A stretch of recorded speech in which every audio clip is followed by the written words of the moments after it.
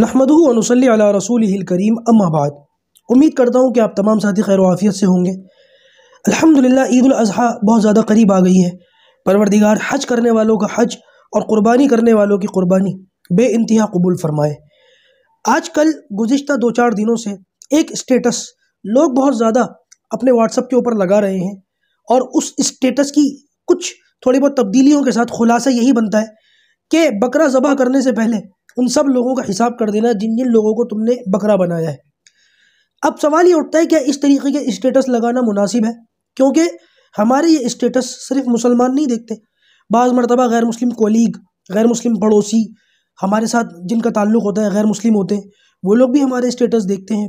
تو وہ لوگ اس طریقے کا سوال پوچھ سکتے ہیں، یا ان کو یہ میسج جا سکتا ہے کہ اس طریقے کی بات مسلمان قوم کیسے کر رہی ہے۔ کوئی ایک آدھ بندہ اس طریقے کا اسٹیٹس لگاتا تو سمجھ میں آتا، لیکن دیکھنے میں یہ آ رہا ہے کہ ہر دوسرے بندے کا یہ اسٹیٹس ہے۔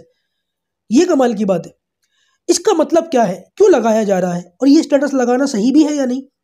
اس کو سمجھنے سے پہلے 1-2 نکات کو سمجھ لیجئے۔ ہمارے ذمے 2 حق ہیں۔ پہلا حق اللہ تبارک و تعالیٰ کا ہے، جس کو حقوق اللہ کہتے ہیں، اور دوسرا حق اللہ کے بندوں کا ہے، جس کو حقوق العباد کہتے ہیں۔ حقوق اللہ یعنی کلمہ پڑھنے کے بعد نماز، روزہ، زکوٰۃ، رمضان کے روزے، حج کرنا، یہ 4-5 کام کرنا، یہ حقوق اللہ ہے۔ اور اس کے بعد پھر ہمارے اوپر بندوں کے حقوق ہیں، ہمارے بچوں کا حق، ماں باپ کا حق، دوستوں کا حق، پڑوسیوں کا حق، رشتہ داروں کا حق، دوست احباب کا حق، خود ہمارا اپنی ذات کے اوپر حق، ہماری بیوی کا حق، اور بیویوں کے اوپر ان کے شوہروں کا حق۔ تو یہ حقوق ہوتے ہیں۔ علماء نے لکھا کہ حقوق اللہ یہ وہ حقوق ہیں جو بندے کے ذمے لازم ہے کہ اللہ تعالیٰ کے حقوق ادا کرے، اور اس میں اگر بندے سے جانے انجانے میں کوئی کوتاہی ہو گئی تو امید ہے کہ اللہ تبارک و تعالیٰ اپنے حقوق معاف فرما دے۔ حالانکہ یہ قانون نہیں ہے، لیکن امید کی جا سکتی ہے۔ لیکن حقوق العباد کا معاملہ ایسا ہے کہ اگر بندے میں جانے انجانے میں اس میں کوئی غلطی کر دی، بندے نے جانے انجانے میں اس میں کوئی کوتاہی کر دی، تو حقوق العباد پھر معاف نہیں ہوں گے۔ اس کا لازمی نتیجہ یہ نکلے گا کہ قیامت کے دن یا تو آپ کی نیکیاں اٹھا کر کے اس کو دی جائیں گی۔ آخرت کی کرنسی تو یہی ہے، وہاں تو روپیہ پیسہ مال زمین جائیداد کچھ نہیں ہے۔ آپ کی نیکیاں اٹھا کر کے اس کو دے دی جائیں گی، یا اس کے گناہ اٹھا کر کے آپ کے ذمے لاد دیے جائیں گے۔ یہ آخرت کا معاملہ رہے گا اگر لوگوں نے کسی کا حق ادا نہیں کیا۔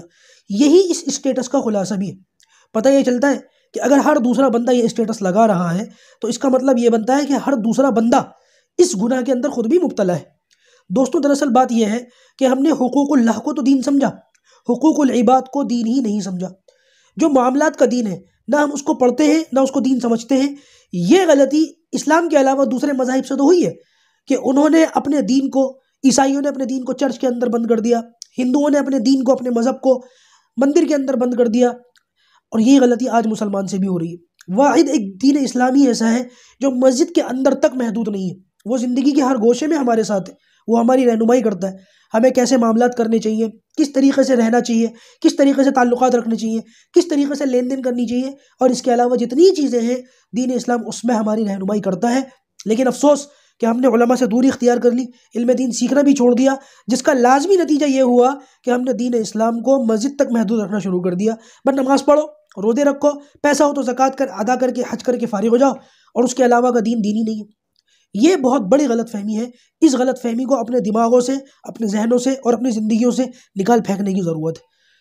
کیونکہ اگر ہر دوسرا بندہ اس طریقے کا اسٹیٹس لگا رہا ہے کہ وہ ٹھگا گیا ہے، یعنی کہ اس سے قرض لیا گیا ہے یا اس کو دھوکہ دیا گیا ہے، تو اس کا لازمی نتیجہ یہ نکلتا ہے کہ ہر پہلا بندہ اس نے ٹھگا ہے۔ یعنی کہ مسلمانوں کی آدھی قوم بیچاری ہے، مظلوم ہے، تو آدھی قوم ظالم ہو گئی۔ تو لہٰذا معاملات کے دین کو دین سمجھیں۔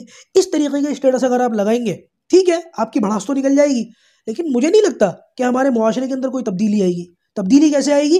علماء سے جڑ کر، علم دین سیکھ کر۔ اور پھر میں یہی بات کہوں گا کہ حقوق العباد اپنی جگہ، حقوق اللہ اپنی جگہ، دونوں حقوق ادا کرتے رہیں، ایک دوسرے سے ان کو آپس میں کمپیئر نہ کریں۔ اللہ تبارک و تعالی ہمیں کامل اور مکمل دین پر عمل کرنے کی توفیق نصیب فرمائے۔